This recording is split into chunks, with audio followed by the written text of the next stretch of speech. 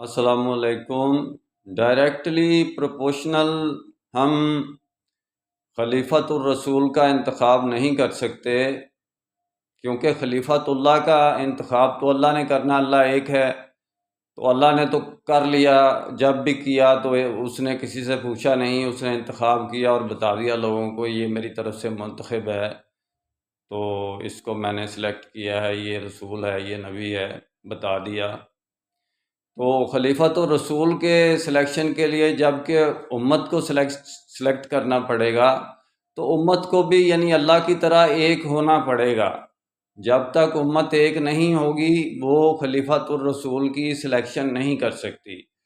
अगर डिवाइडेशन की हालत में खलीफत और रसूल की सिलेक्शन करेगी तो हमने देखा है कि खलीफत और रसूल की इमाम शरई की सिलेक्शन इस वक्त 435 इमाम हैं पूरी दुनिया में, गिने तो इससे भी ज़्यादा हैं।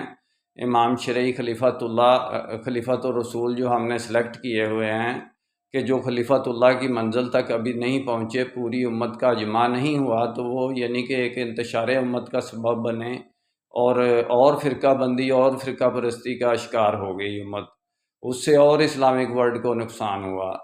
तो इसलिए मेरे भाई इसके यानी कि दोनों पोर्शन जो हैं उसमें एक होना पड़ेगा। अगर अल्लाह एक होकर यानी अल्लाह एक है तो वो सिलेक्शन करता है खलीफतुल्लाह की, तो खलीफत और रसूल की भी हमें एक होकर यानी कि सिलेक्शन करनी पड़ेगी, तो खलीफत और रसूल बनेगा, उसको हम खलीफतुल्लाह कहेंगे। मेरा काम इस्लामिक वर्ल्ड की अमन और यूनाइटी का है। यूनाइटी का मतलब एक होना ही कहते हैं।